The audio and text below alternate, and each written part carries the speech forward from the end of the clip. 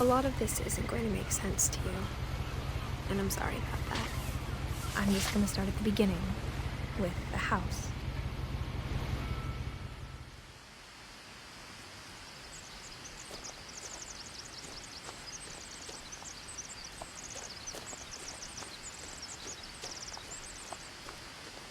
I lived here until I was 11, but I wasn't allowed inside half the rooms.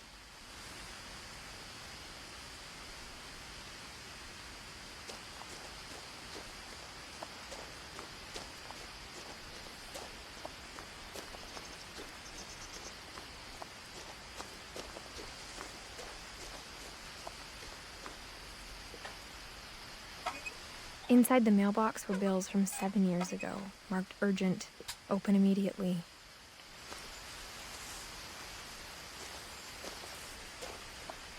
I hadn't been back since my brother Lewis's funeral.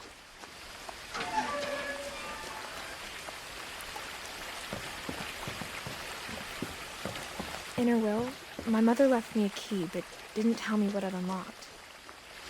Maybe she thought I'd know, or she thought that the mystery would be enough to bring me back.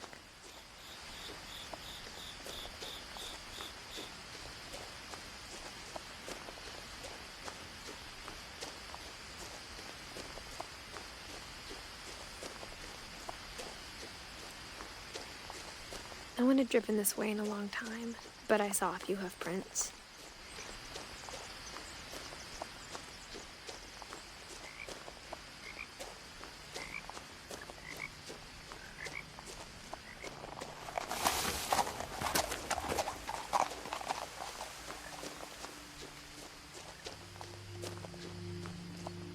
The truth is, even after I inherited the house, I never thought I'd come back to it.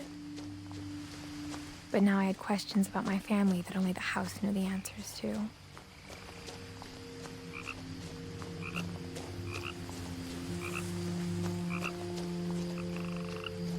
The house was exactly like I remembered it, the way I'd been dreaming about it.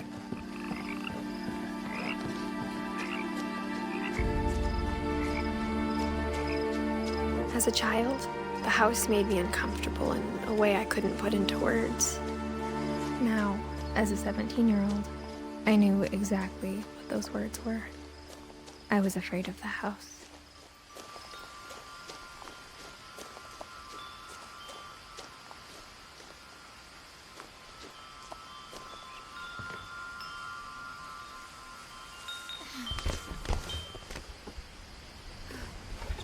Crawling through the doggy door used to be a lot easier when I was 11.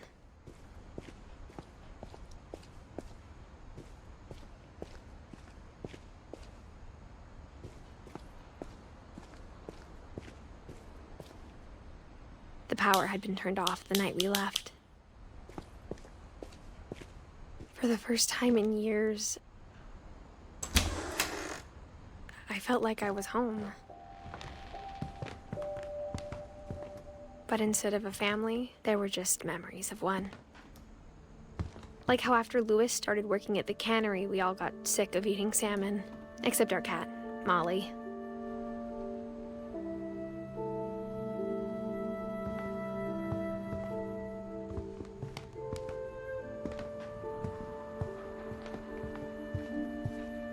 The table was still a wreck from the night we left. It was like a bomb had gone off, killing everyone but sparing the furniture.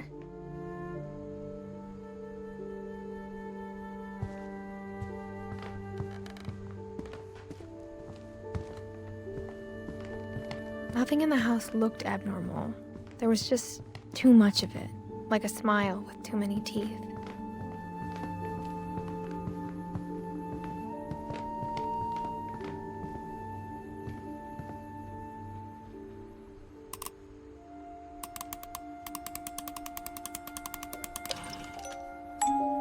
Great-Grandpa Sven built a music box for Barbara, along with the rest of the house.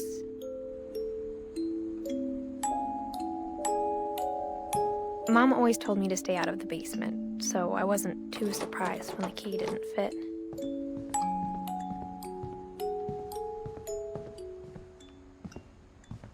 My mom wasn't much of an optimist, but she never stopped believing that my brother Milton was alive.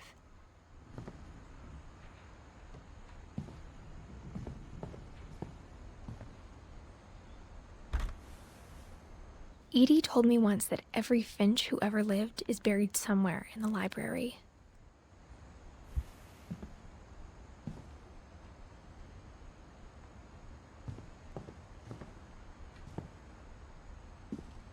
After Milton disappeared, Mom sealed up all the bedrooms. Then Edie retaliated and drilled peepholes.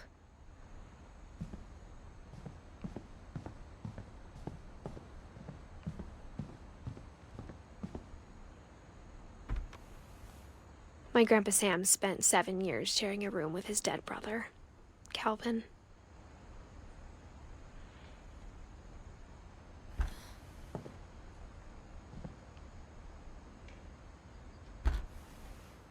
As a kid, I just assumed every house had peepholes and sealed rooms you weren't allowed inside of.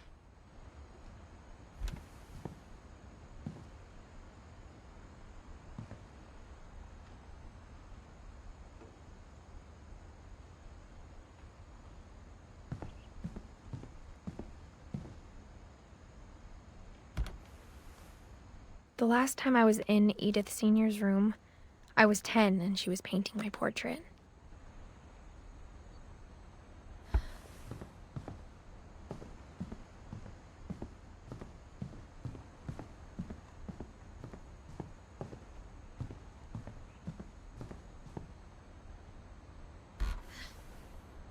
Molly always seemed like a girl I could imagine being friends with, if she hadn't died in 1947.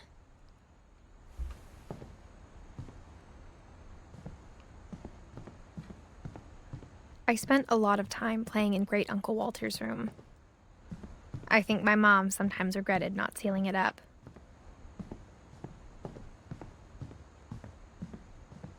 Lewis told me there were secret passages, but I never believed him.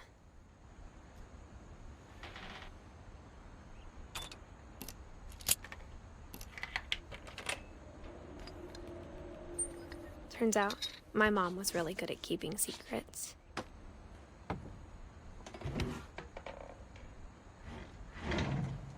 Now it was time to find out what my mom had been afraid of. From the paintings on the wall, it was clear my brother Milton had been here before me. Reading this, maybe it sounds like I had a plan.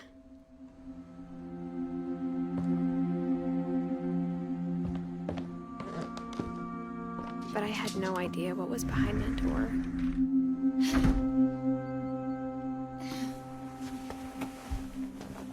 Just like I had no idea where all this was gonna lead. I grew up looking at Molly's room through the peephole.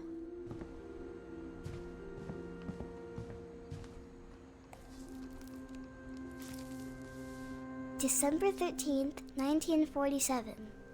Dear Diary, I'll be gone soon, but I wanted to tell somebody about what's gonna happen.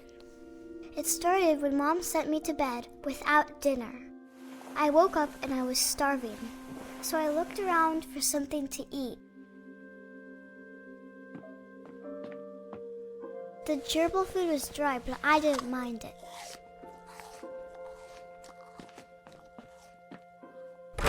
Mom, can I come out now? Sweetheart, it's late. Go to sleep.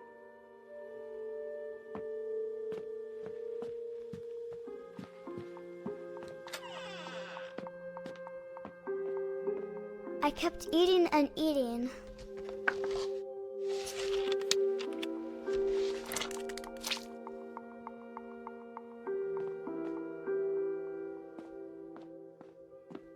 I ate a lot of things that night.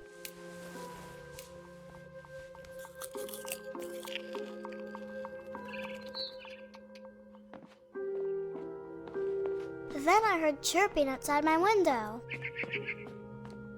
It was a barn swallow going back to her nest. I reached out for her.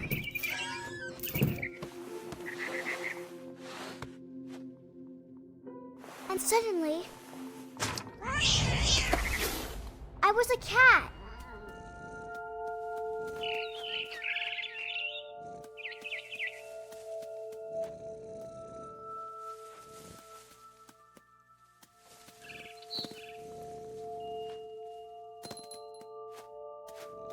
I tried to be quiet, but the bird was really scared.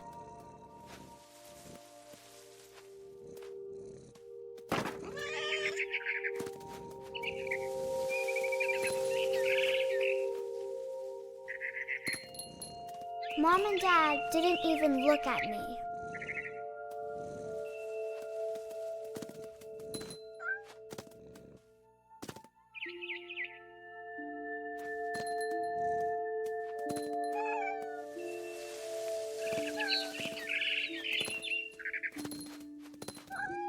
I jumped and I almost got her. I could tell she was getting really tired. Now I was up in the big tree. I promised Dad I wouldn't climb it anymore. All I cared about was eating that mama bird. I gobbled her up. And suddenly, I was an owl.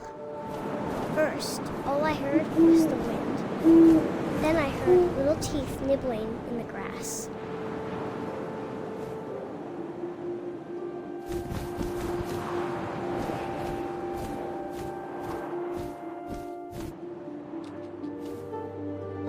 Rabbits.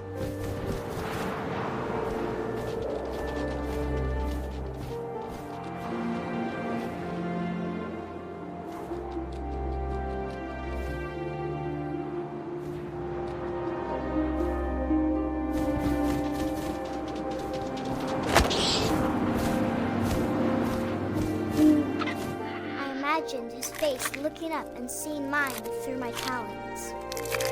I swallowed him up, and I didn't chew one bit. Then I flew off to find something bigger.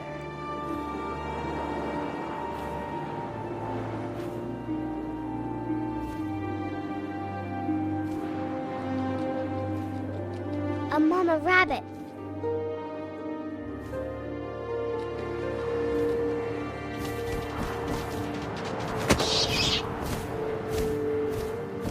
She was almost too big to carry.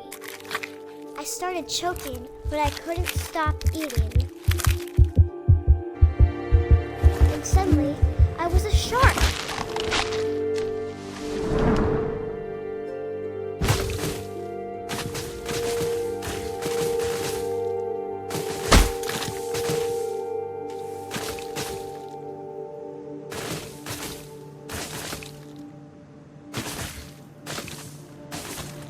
I rolled off a cliff and into the ocean. Now, I was hungrier than ever.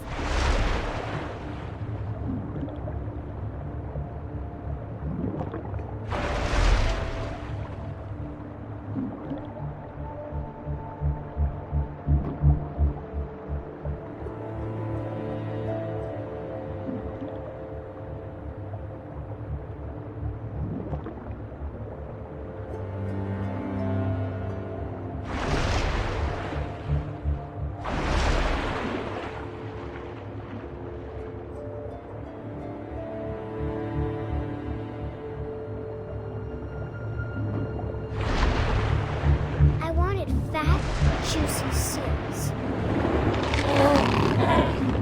I tore off her tasted really good.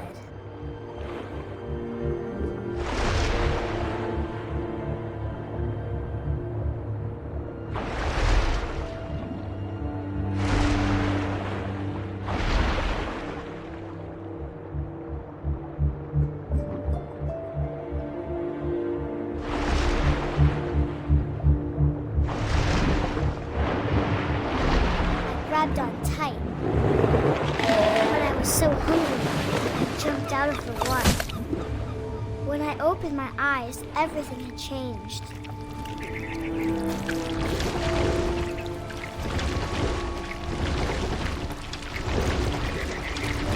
Now I was a monster and I smelled people everywhere.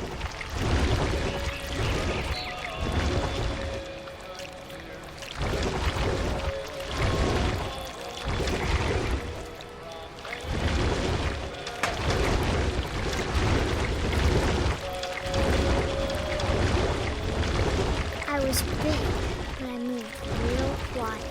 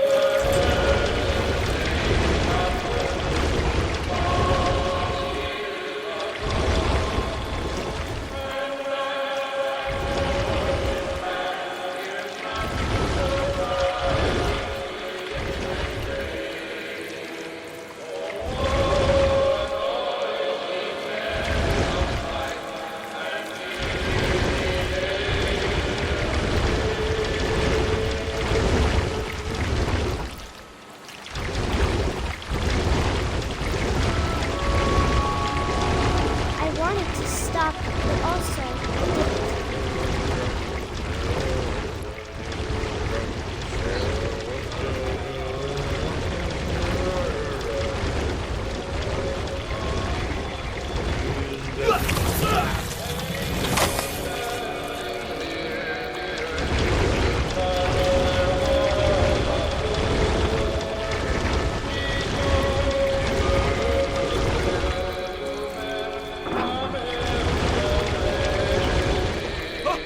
Last passenger, I was still hungry.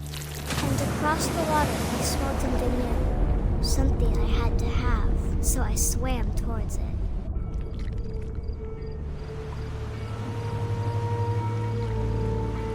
I slithered onto the sand, and the good smell went into an old pipe.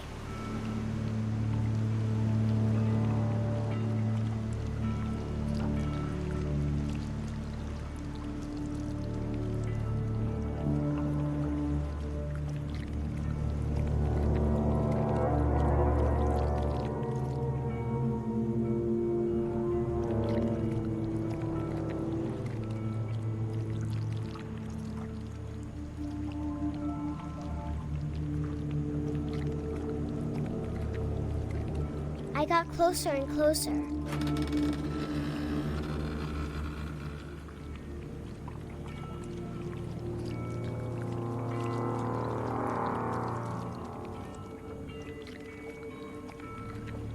All of my stomach started growling.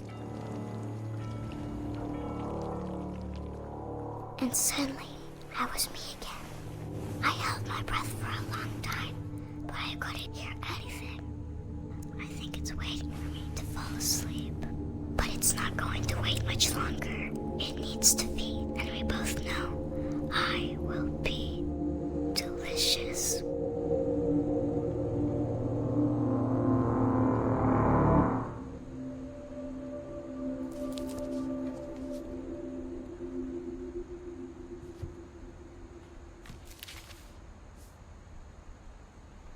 I'm not sure if I believed all of that, but I'm sure Edie would have.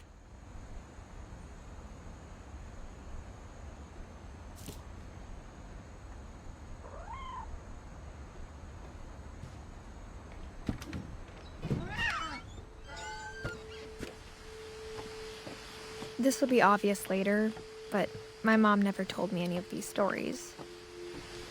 Edie would have, but Mom didn't like bringing up the past. Though, when we adopted a stray kitten, she was the one who named it Molly. I spent a lot of time in Great-Grandma Edie's room.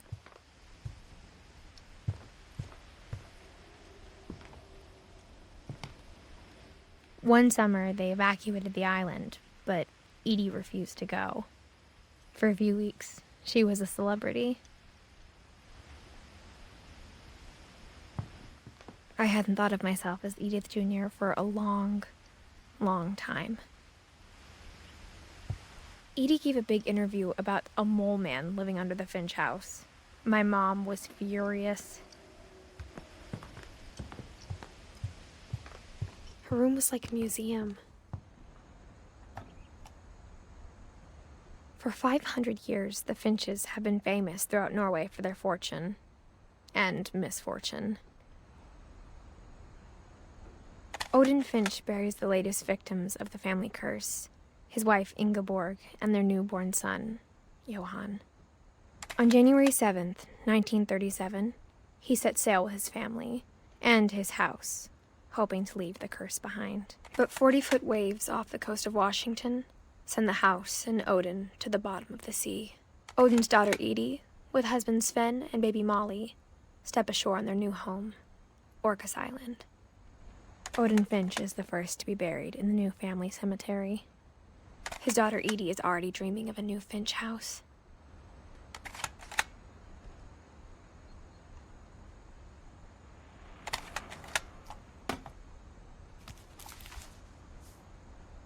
Whatever's wrong with this family, it goes back a long ways.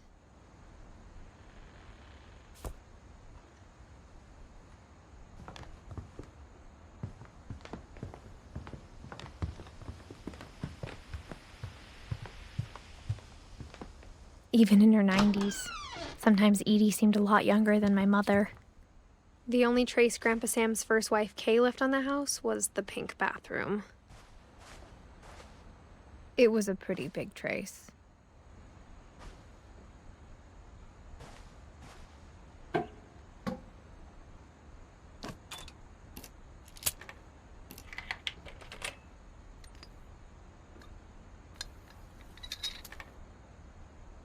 There's a secret in this bathroom. It's in the last place you would look. It isn't in the cupboard. It's hidden in this book.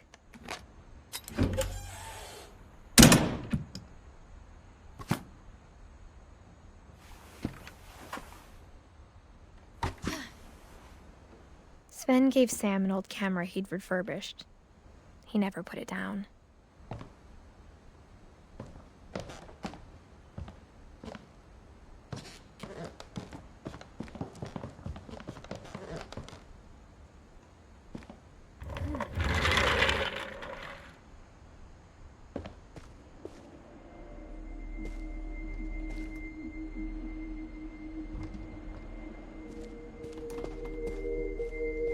I knew Grandpa Sam had a twin,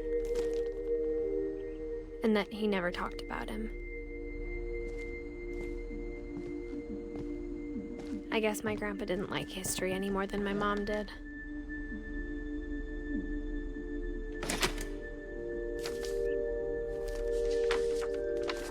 How I Want to Remember My Brother by Sam Finch. The thing I remember is that when he made up his mind, that was it. My brother said he'd die before he ate another mushroom, and he did. At Barbara's funeral, we swore we'd never be afraid again, and he wasn't. I think Calvin always wanted to fly.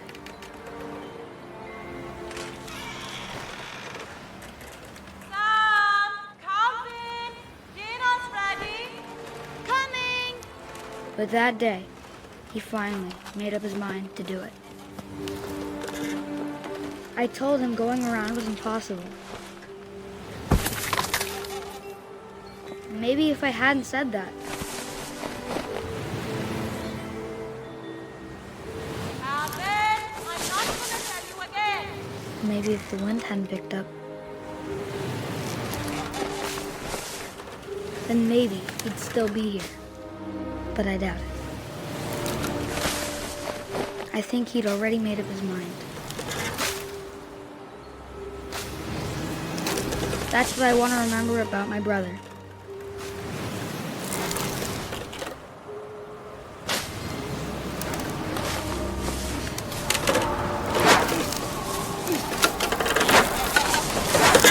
The day he made up his mind to fly. And he did.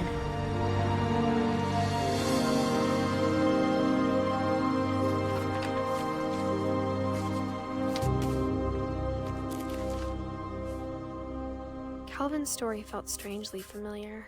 When I was younger, I remember trying to do the exact same thing.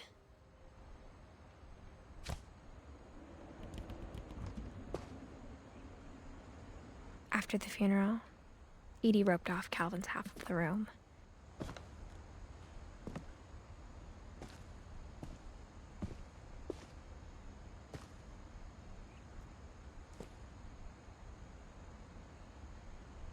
Mom said Grandpa Sam enlisted at 18 and never set foot in the room again.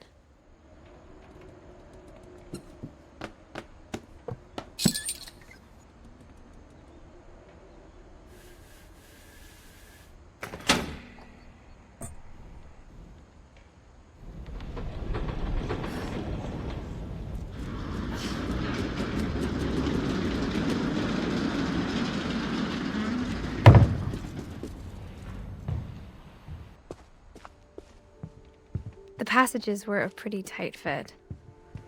They'd obviously been built for smaller hands and bellies.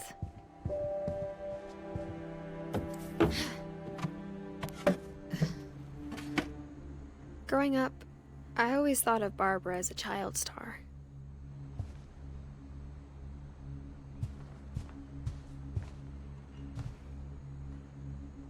never thought about how hard it must have been for her afterwards.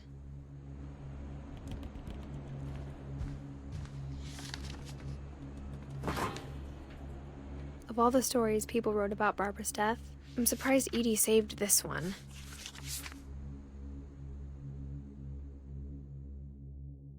Old Jack here with another ghastly tale inspired by America's most unfortunate family. I'm calling it The Surprise Ending of Barbara Finch. As a child star, Barbara was famous for her scream. Now at 16, she was all washed up. A has-been. But in a lucky break, she'd been asked to perform her signature scream at a local convention for monster movie fans. It was just the boost her career needed. Unfortunately, her scream hadn't aged well. Getting better. I think you just need the right motivation.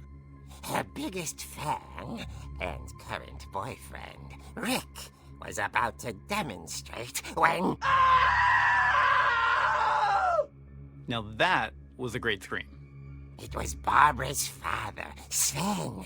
He'd slipped into a table saw and had to be rushed to the emergency room. So Barbara got stuck babysitting her youngest brother, Walter. Her convention comeback was cancelled. Okay, I'm hearing frustration, but I'm not hearing terror. What if I tried... A gang of hoodlums in Halloween masks have been terrorizing Orcas Island tonight. Police are urging residents to... That came from the basement. You're right! Also, I loved your delivery on that. Why is your basement door locked? Because my dad likes making puzzles and secret passages. There's a key hidden in the music box. The secret is to keep winding and winding until finally the key pops out. Thanks, babe. I'll be back in a sec. 20 minutes later, Rick hadn't returned.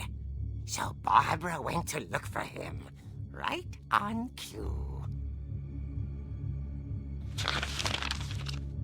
She reached for the music box. And as she wound the key, she listened for Rick, but the house was silent.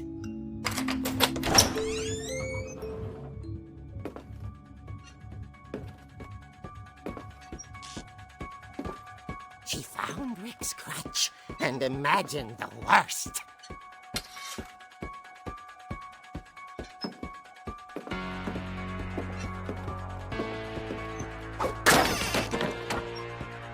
The gang's leader is the infamous Hookman killer, Dr. Carl Hamill, who impaled and then ate his family 10 years ago tonight. The old fridge rattled and grew still.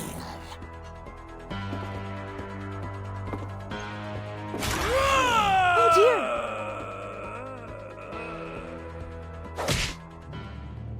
Oh! Rick? Barb, relax. I was just trying to scare you to help you find your scream. Well, I'm not scared, Rick. I'm furious. Then act furious. All I'm getting from you now is that you're hurt and confused and She threw him out, but she kept a little something to remember him by. Barb, have you seen my other crutch? And she was still holding it when she fell asleep watching the late picture show. Hours later... Barbara! Walter, what's going on up there? Ah! Okay, I'm coming up, but if this is a trick, you're dead, Walter.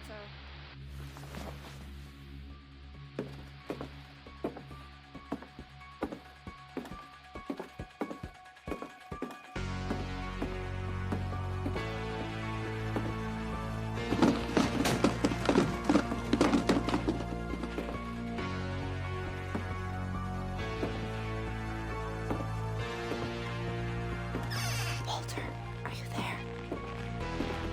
Walter vanished. bedside radio was still on.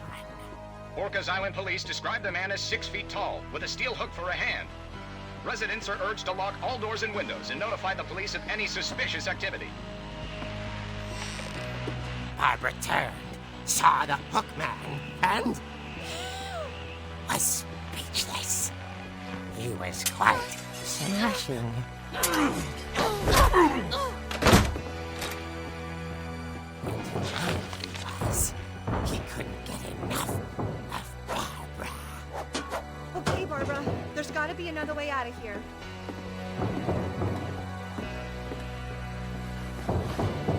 That night, she played her part beautifully.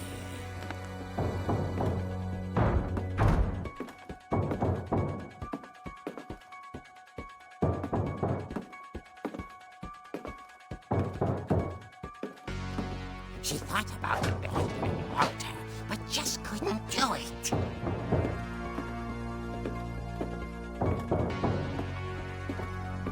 Molly's door hadn't been opened in years. The hinges groaned.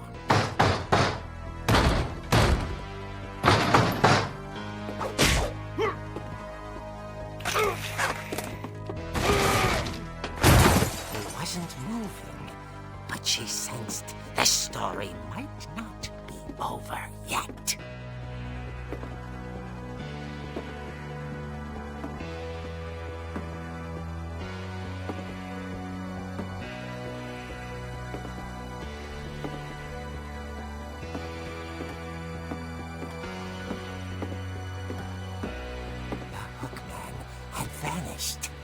She listened for his breathing, but all she heard was...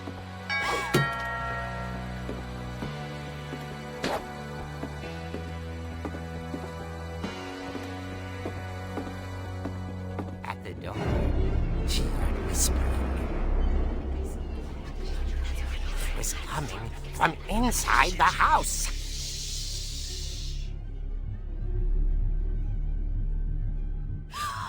Oh dear. The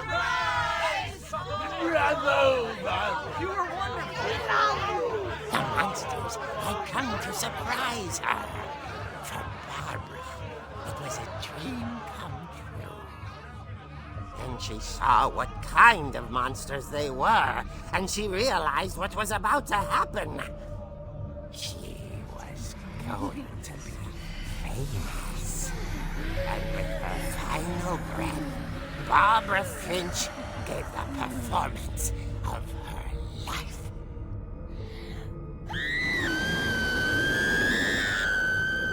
I wasn't there myself, but I hear Barbara was magnificent. Poor girl. She had a taste for stardom. But unfortunately, so did her fans. Of course, the police blamed it all on poor Rick, who disappeared the same night. And little Walter? Hiding under his bed the whole time. He took it all pretty hard, but that's another story. As for Barbara, tucked inside the music box was all they ever found of her. Her ear. Now that's what I call a real eerie tale.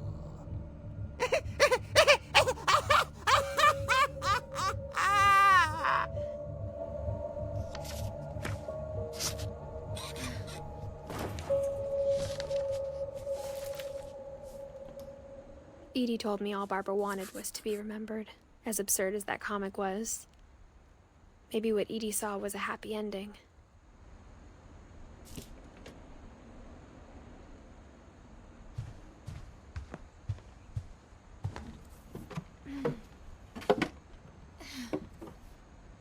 I guess now I know why Mom didn't like me playing with the music box.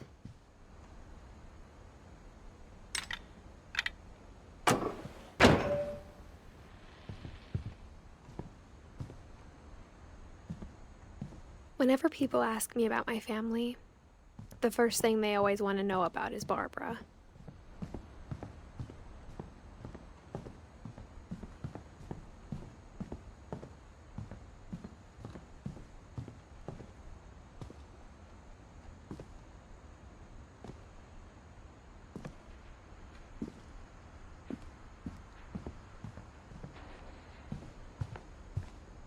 funny.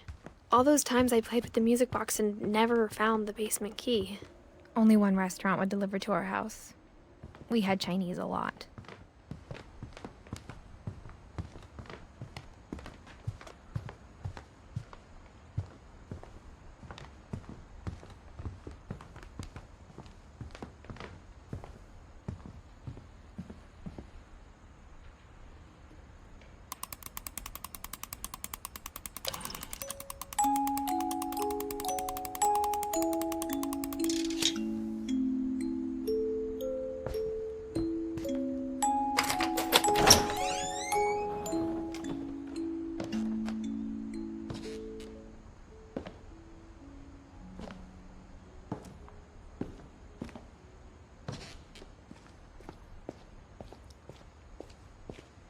Mom said the basement was off limits, unless I wanted another tetanus shot.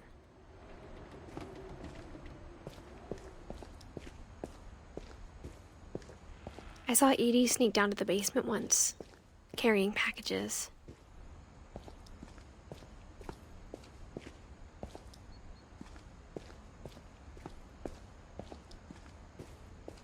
I thought maybe she was hiding presents.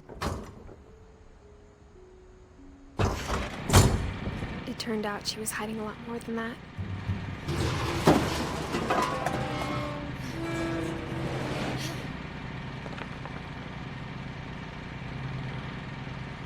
I remember asking Mom once about where Walter had gone. She said after Barbara died, he got as far away as he could. If there's a pattern in all these stories,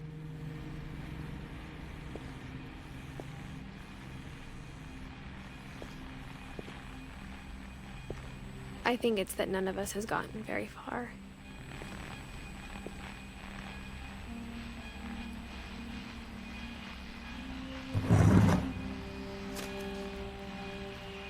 Goodbye, everyone.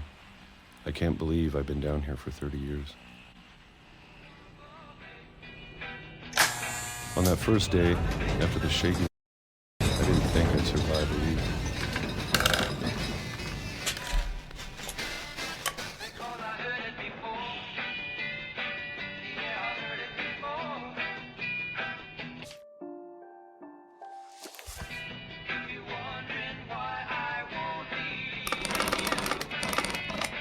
But after a few days, I settled into a routine.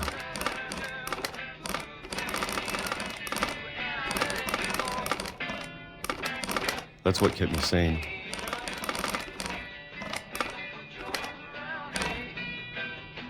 Having a schedule, living for today.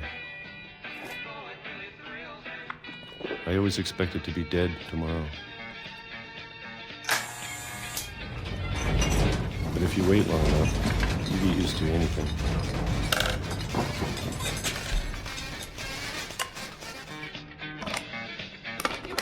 Even a monster on the other side of the door starts to feel normal. Almost friendly.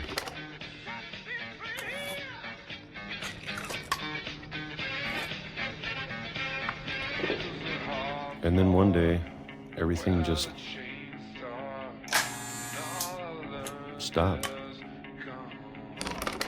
Whatever that thing was, it was gone. Maybe it got tired of waiting. Or maybe I just got tired of being afraid.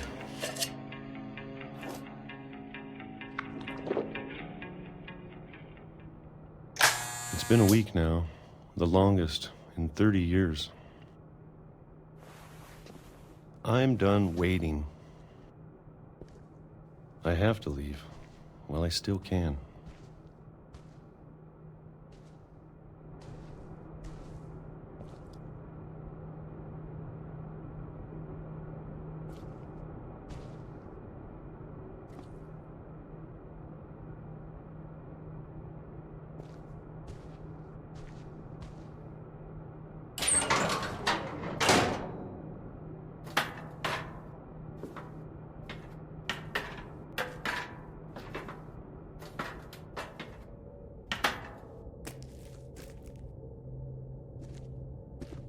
I know it's out there somewhere.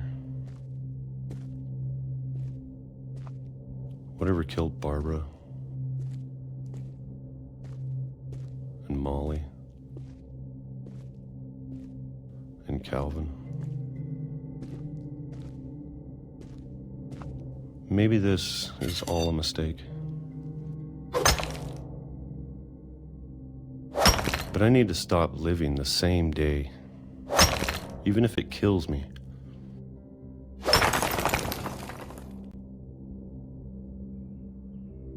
Whatever's out there, I want you to know I'm ready for it.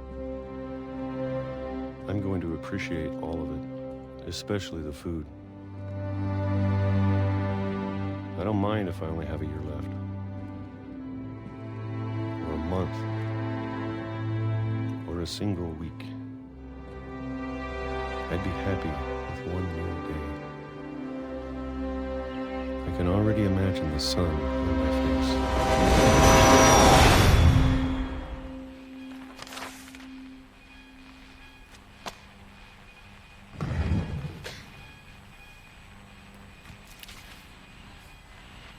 Walter died when I was 6. I can't believe my mom never told me he was down here.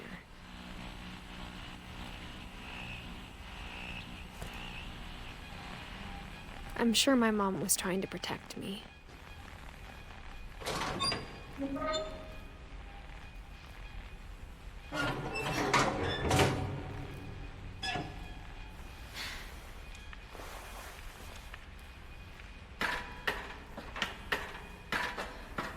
Maybe she was afraid I'd end up like Walter.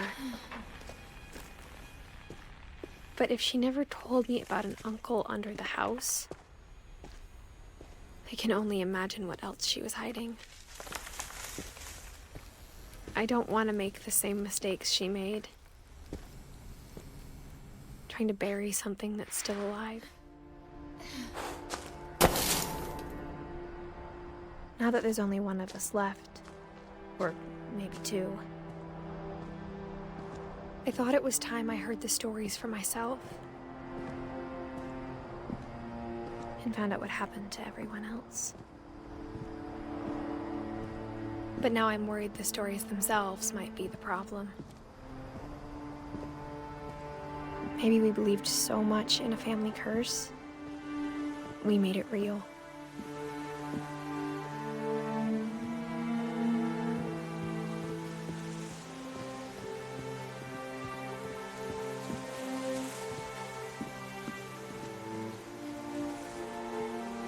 I don't know if I should even be writing this.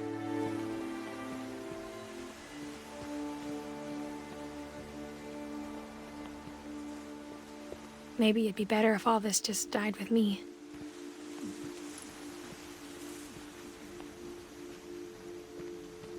But I thought you should know about your family.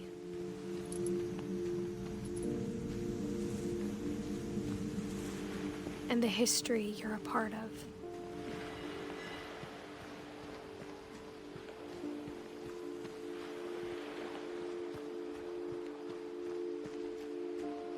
Though to be honest, I feel as lost as you probably do right now. I think the people in these stories believed them, for what that's worth.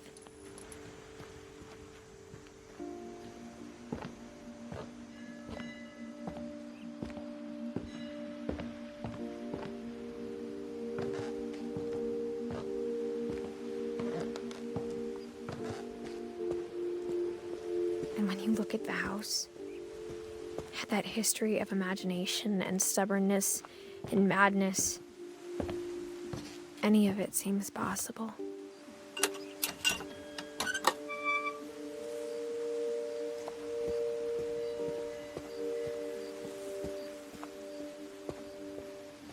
I think we've been surrounded by death for so long, we've just gotten used to it. What kind of family finishes building a cemetery before starting the house?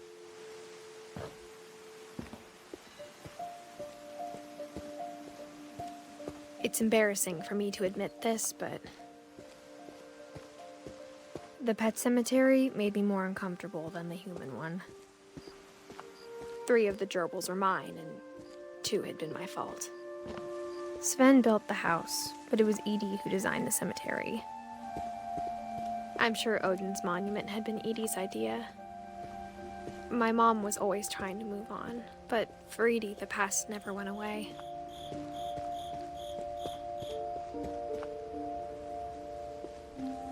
She could see it poking out of the water at low tide.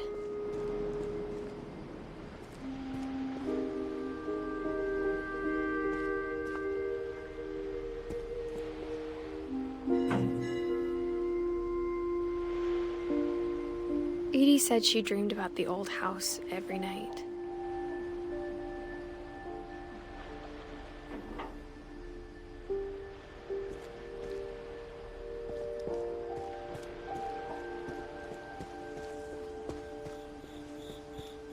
Edie's side was always easier for me to understand.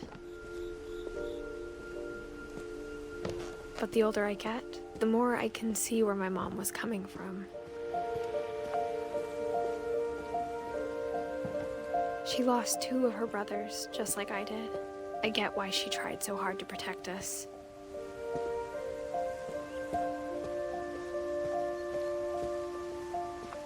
There's so many things I wish I could ask my mom now. Part of me thinks this is what she wanted all along. For me to come back someday and find everything out for myself.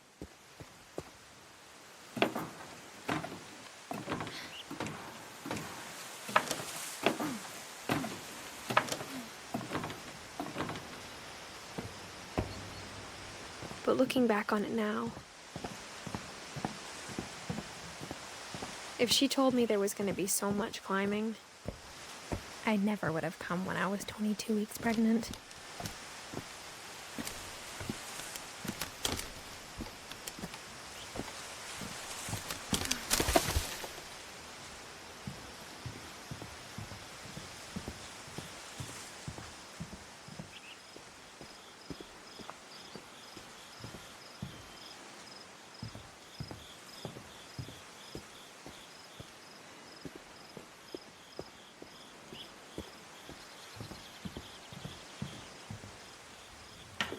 I never met Grandpa Sam, but I think he and my mom had a lot in common.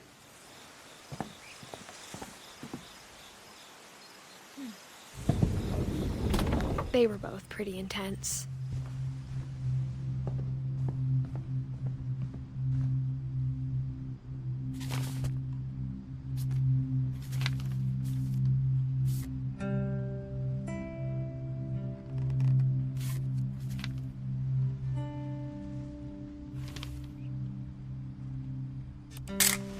Dawn, I promise, you'll never forget this weekend. Yes, sir. These memories are gonna last a lifetime. Am I gonna have to shoot anything? It's a hunting trip, Dawn. Shooting is strongly encouraged. Shouldn't we be leaving? Just want to get a shot of you, Dawn, then we can take off.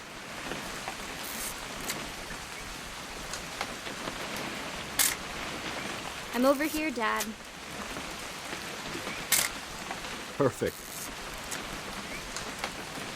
It's gonna rain the whole weekend, isn't it?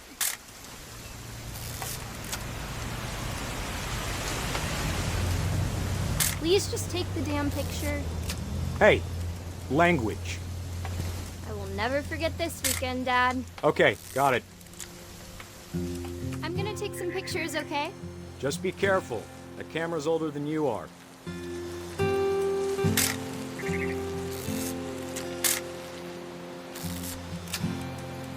Definitely should not have drunk all that coffee. Hey! That's a keeper. I'm just saying, I'm not always gonna be here, Dawn. You'll need to remember this stuff, if you want to survive.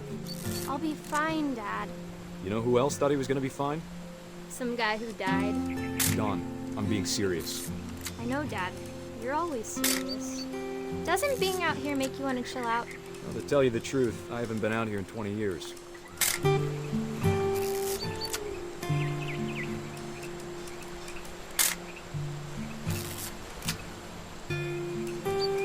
Dad! Good eyes, Dawn.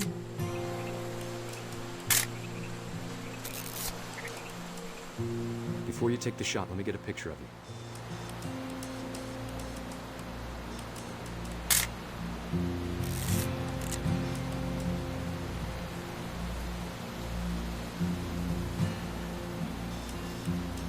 Dad.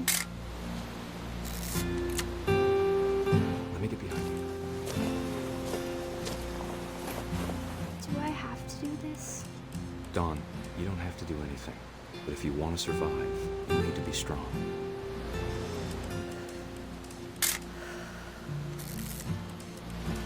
Keep yourself squared up. Elbows down. Great shot, Dawn!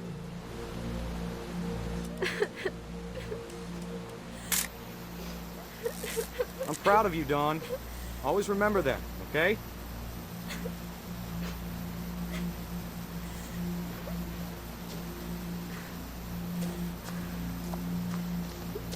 Sorry, Dawn. Just gotta reset the timer.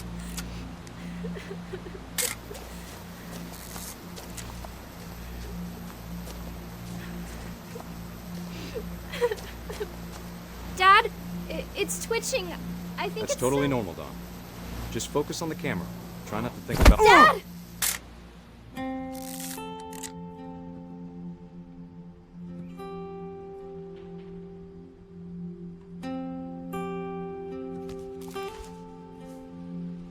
Of all these stories, that's the one I wish most that my mom had told me.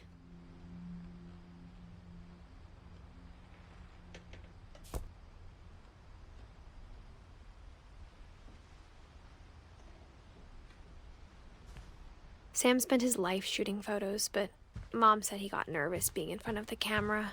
I guess we're all afraid of something.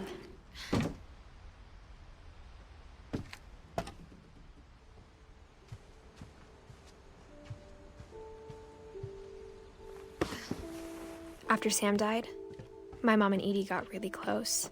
They'd both lost a lot.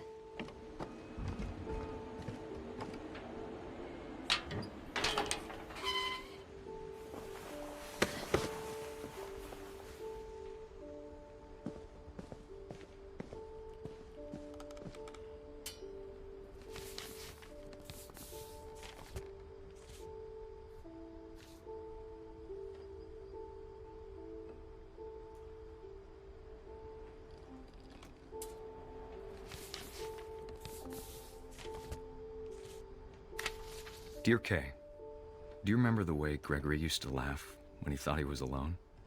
Like something funny was happening, but only he could see it. I think he saw things the rest of us don't.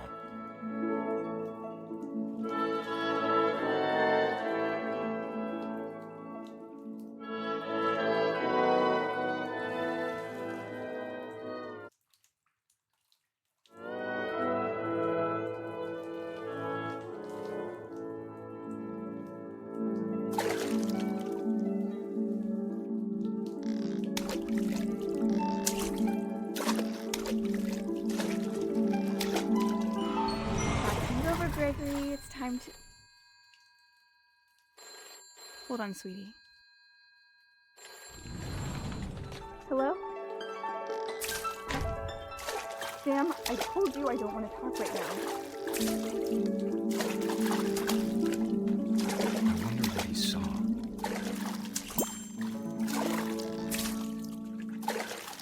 What his world was like.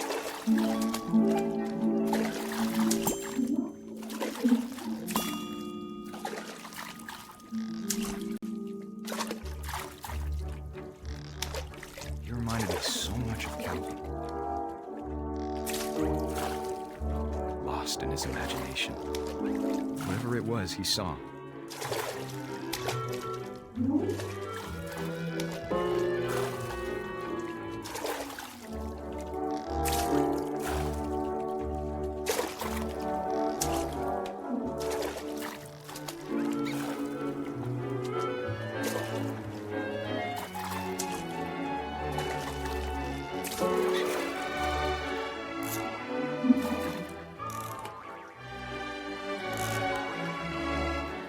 It sure made him happy.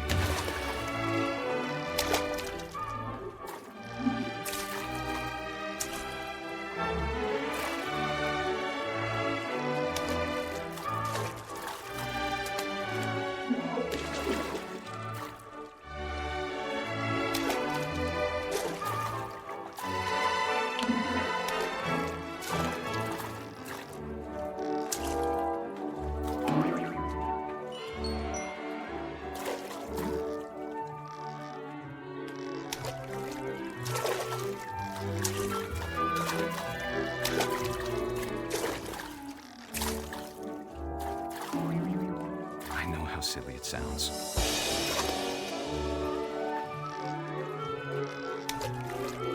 But I worried about a baby being too happy. But I could feel her slipping away. Sorry about that, Gregory. I know you did everything you could. Maybe if I hadn't called that night. Damn it. Hold on, I don't want Gregory to hear this.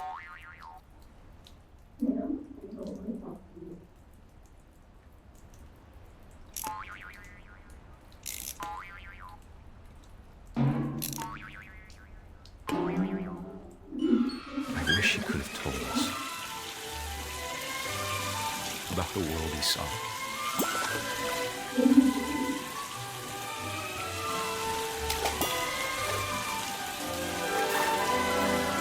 There's so much I don't understand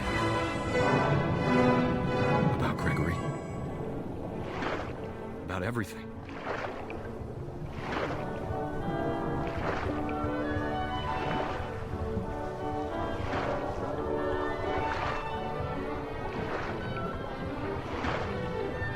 But I know what happened wasn't your fault.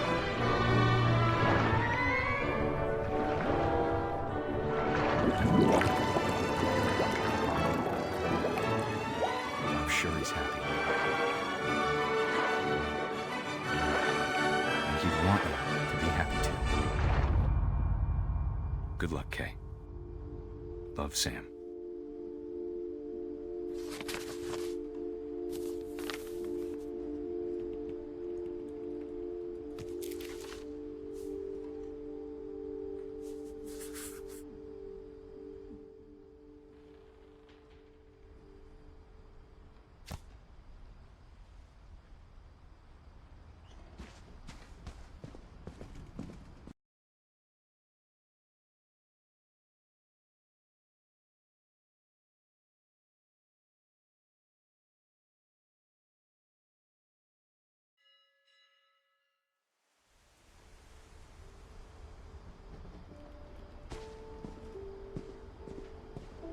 I can't imagine my mom ever writing poetry, and yet...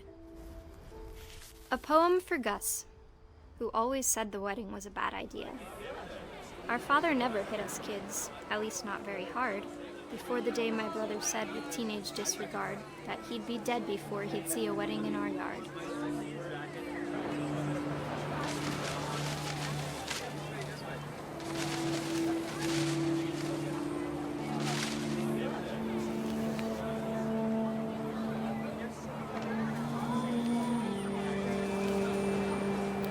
My father made him come, of course, but Gus stood far apart, just flew his kite and bottled up the storm inside his heart.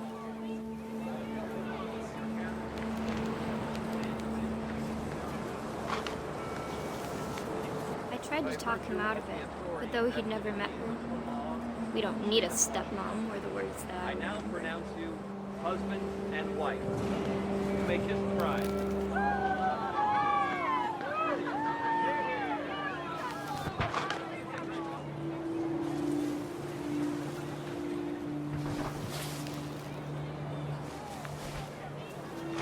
When the time for photos came, Dad ordered him to come here. But Gus declined and as a sign held up his middle finger.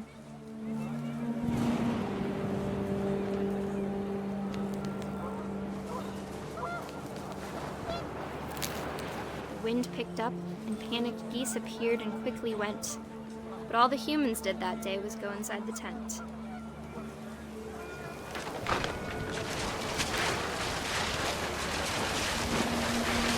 Rain came down in buckets then, but no one seemed afraid that nature might destroy the tent our dad had crudely made.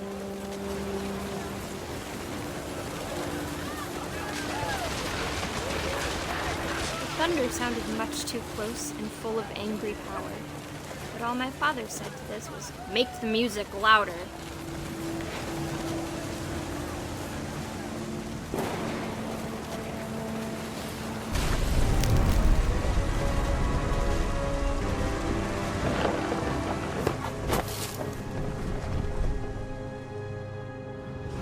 I wish that I could truly say I thought about you on that day. Out there on the beach alone, just you, the wind, the sea, and foam. But I didn't, until we found you.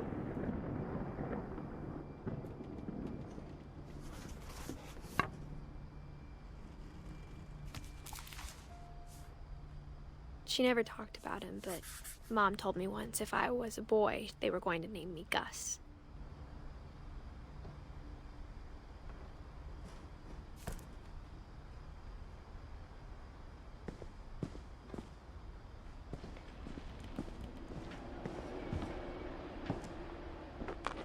My mom moved up to the loft after her brothers died.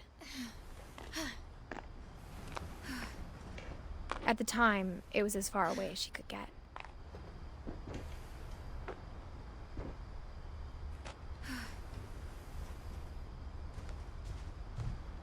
She spent a summer building houses in Calcutta, where she met my dad, Sanjay.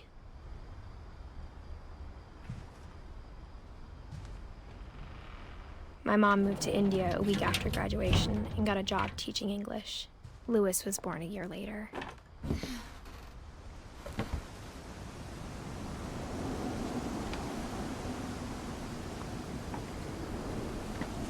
When my dad died, I don't think Mom knew where else to go.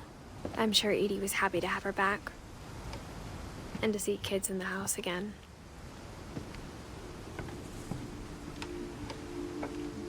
The house had to get a little bigger, but Edie was used to that. And for a while, things were good, almost normal. But it didn't last. The beginning of the end was Milton's 10th birthday, when Edie gave him a castle.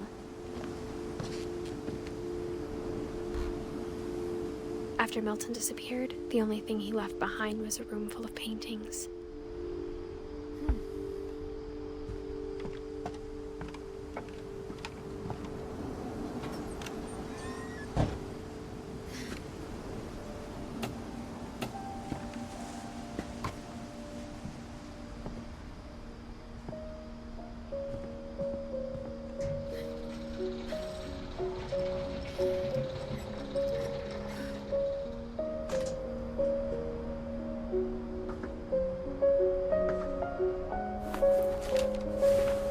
Milton Finch in The Magic Paintbrush.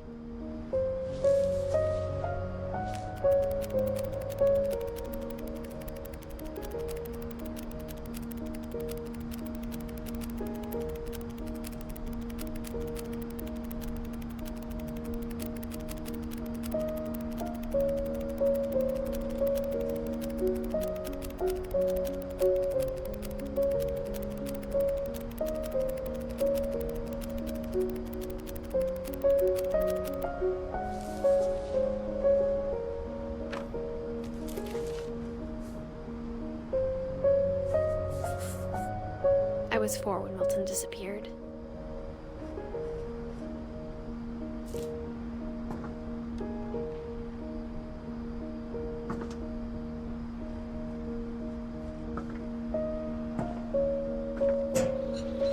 Mom spent months searching for my brother. Then she sealed the doors.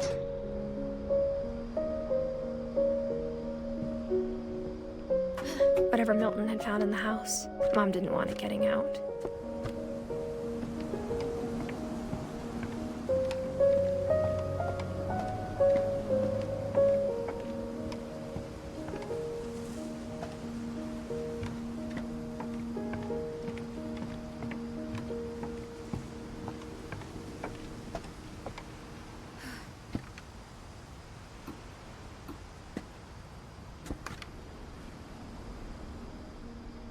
I think Edie was happy to finally have another painter in the family.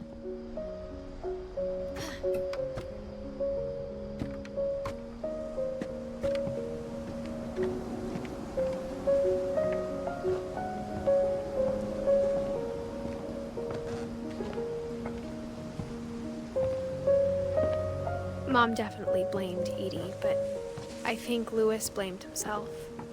After he graduated, he just spent more and more time in his room, until Mom got him a job at the cannery. Everyone always told me to stay out of Lewis's room. Except Lewis.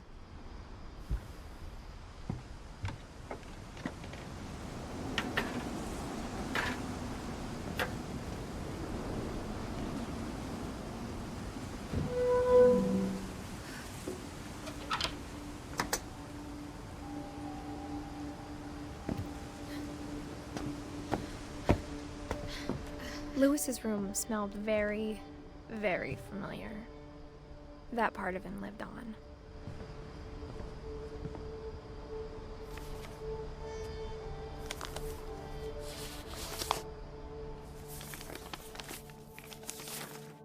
Dear Mrs. Finch, as Lewis's psychiatrist, I can understand your desire for an explanation.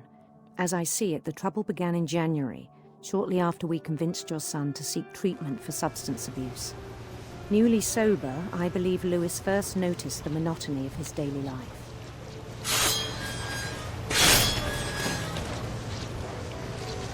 He kept working at the cannery, but he withdrew part of himself.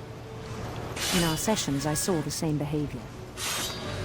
His mind began to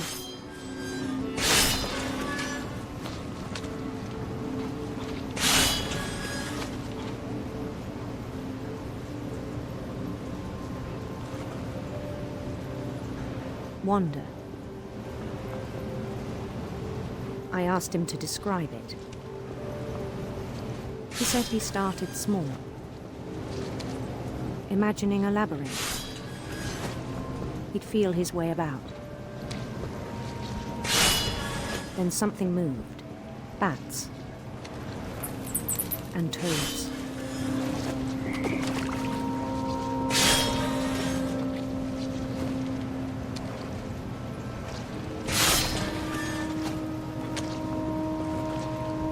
And things that have not names.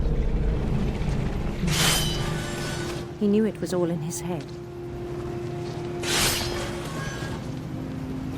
But he took it very seriously. I had hoped he'd find himself.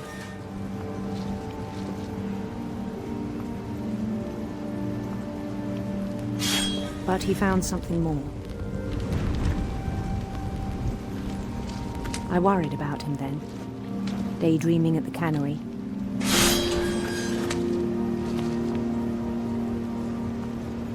I spoke with his boss. But he said Lewis had become a model employee. Methodical, tireless, focused. Like a whole new Lewis. So I let him go on.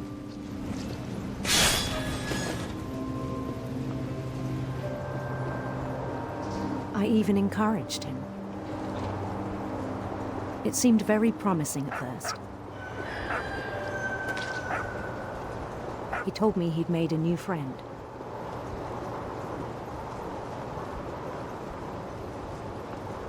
On the edge of a city he named Lewis Utopia. He built the city up slowly, brick by brick. Then he made musicians.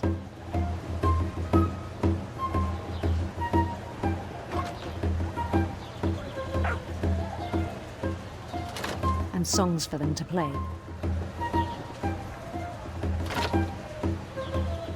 He talked about starting a band. And he was always humming something. Every day his imagination grew stronger.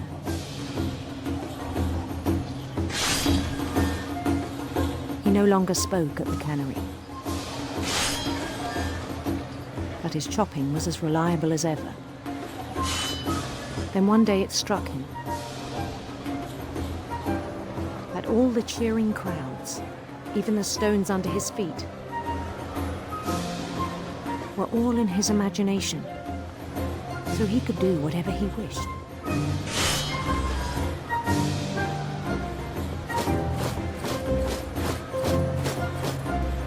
He held an election for mayor.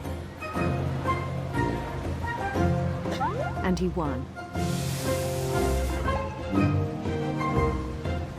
They begged him to stay, but his mind was already wandering. It became a game for him.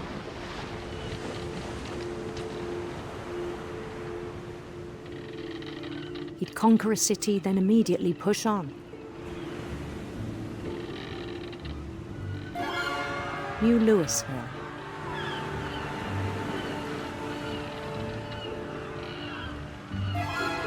St. Louis. He started drifting away from our reality.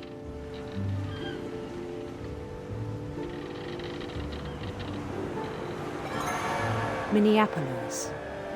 Until one day he forgot to go home from the cannery. Even as his mother pleaded with him, part of Louis kept sailing on.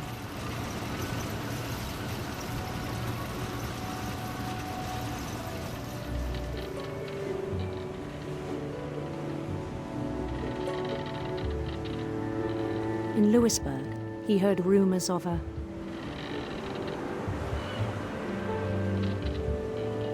handsome queen.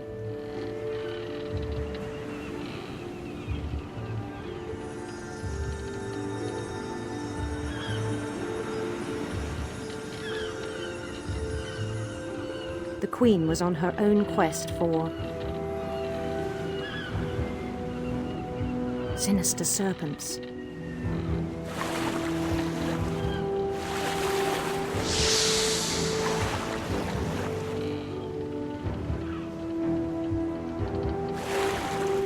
He followed the sound of her electric sitar.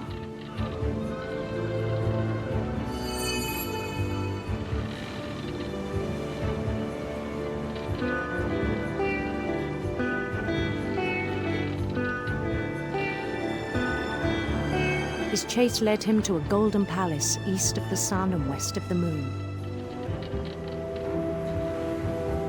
Even then, his logic remained sound. He knew the world was all in his imagination.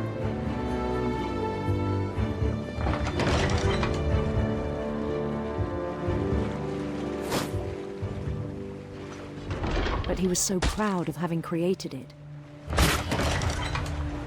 In his own eyes, he'd become something greater than a king.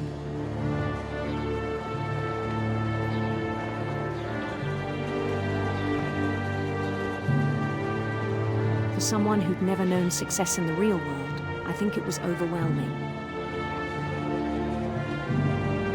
And then it struck him that the real Louis was not the one chopping salmon, but the one climbing the steps of a golden palace.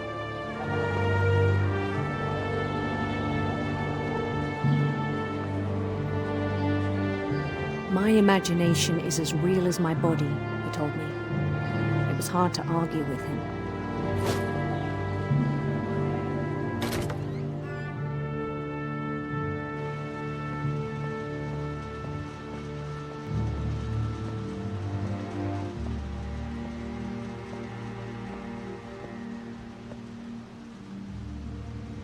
He began to forget the world we know.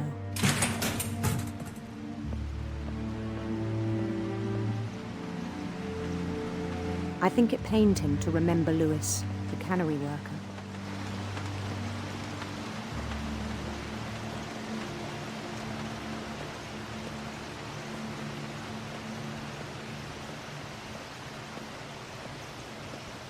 He began to despise the man with a royal contempt.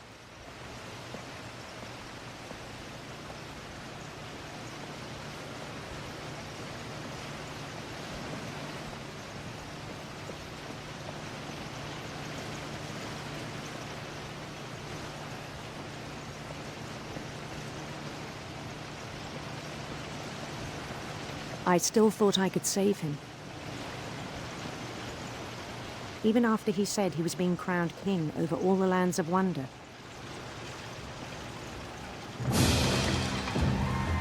The palace would be packed with his companions.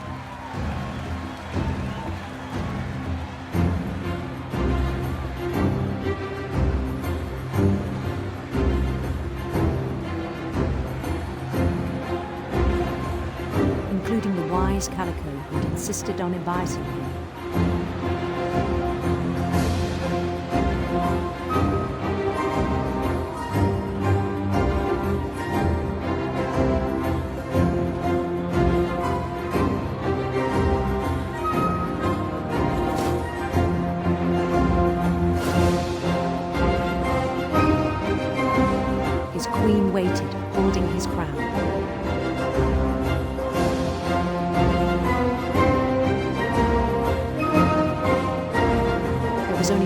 thing left to do.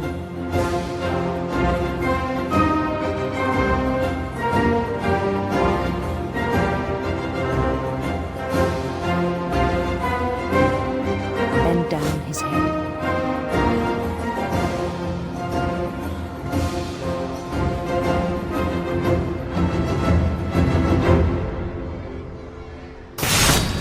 And the rest I think you know. Mrs. Finch, your son was a kind man who will be missed by all of us who knew him.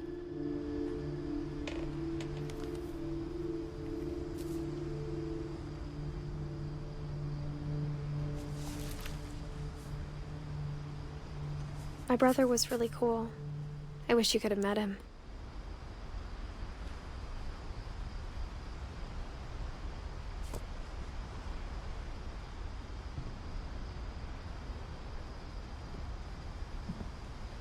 Lewis and I spent a lot of time playing games together, but he was surprisingly bad at them. He died a lot.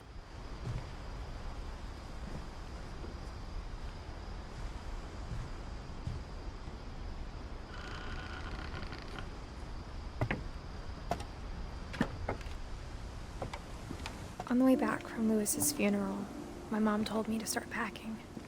She waited until the day before we left to tell Edie. I'm not sure if she wanted to make it easier or harder.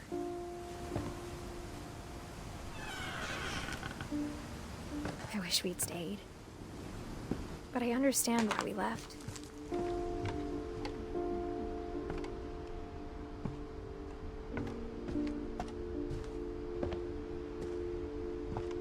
What happened that night had been coming for a long time.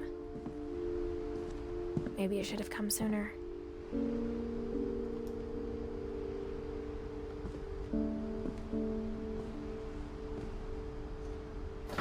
But it had to end one way or another. All that's left now is to tell you about that last night.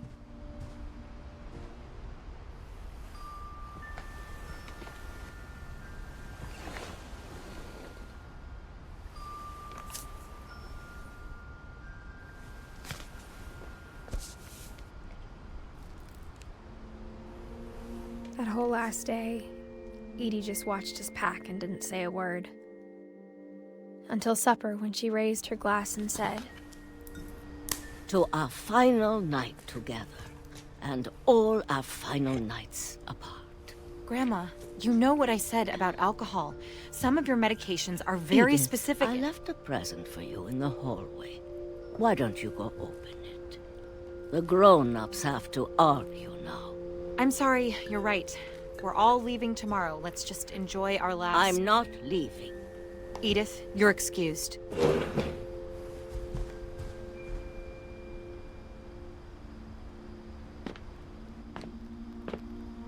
The power had been shut off that morning, but Edie always had plenty of candles.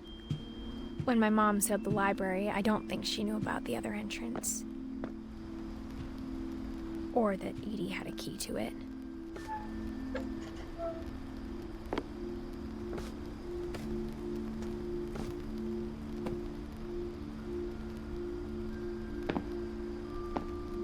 The thing you're afraid of isn't going to end when you leave the house. Edith has a right to know these stories. My children are dead because of your stories.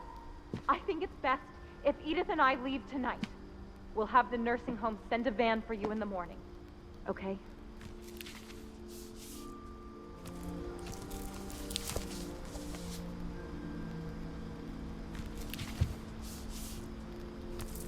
Dear Edith, there's so many stories I wish I could tell you, but there's only time for one.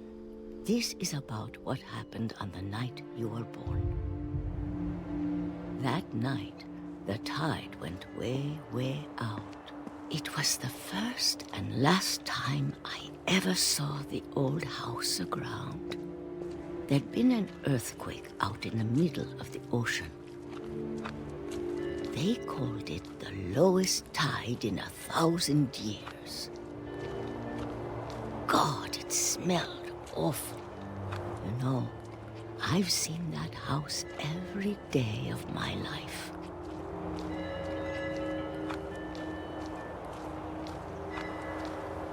never thought I'd go back to it.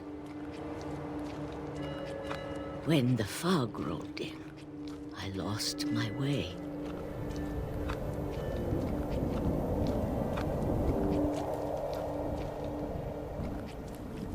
I got turned around.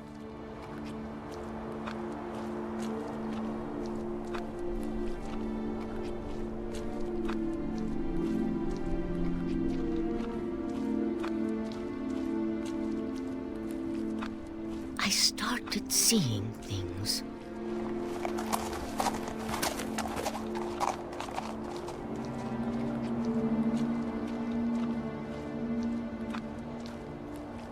Things I'd forgotten had ever existed.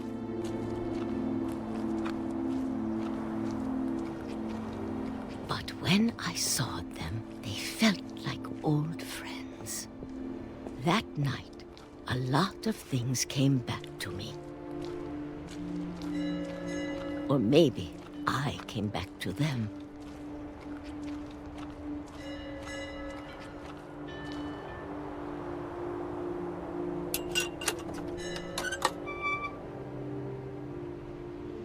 Things I can't explain, but that I need you to try and... Edith, what are you doing in here? It's mine. Edith! Mom, you're gonna rip it! Let go! I kicked and screamed, but Mom dragged me to the car. I never saw Great-Grandma Edie again. The next morning, the van came to pick her up, but she was already gone. After that, we moved around a lot.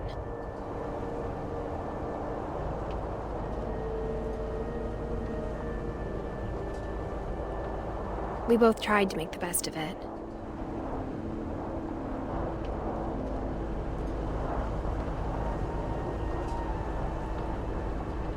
A few years went by.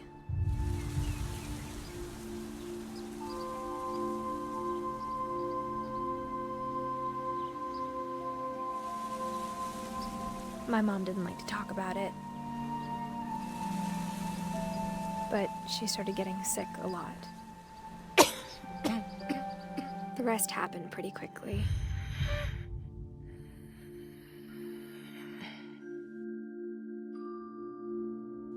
She got better for a while, and then she didn't. And then I was alone.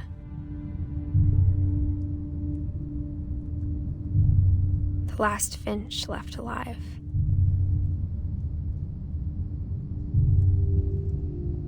Until I found out about you. I'm still not sure what to tell you about all this.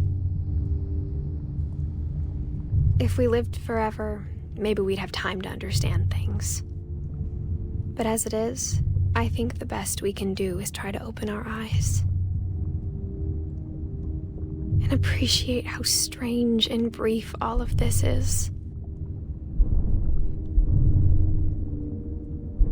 This journal was supposed to be for you. But now I hope you'll never see it. I just want to meet you and tell you all these stories myself. But I guess if you're reading this now, things didn't work out that way.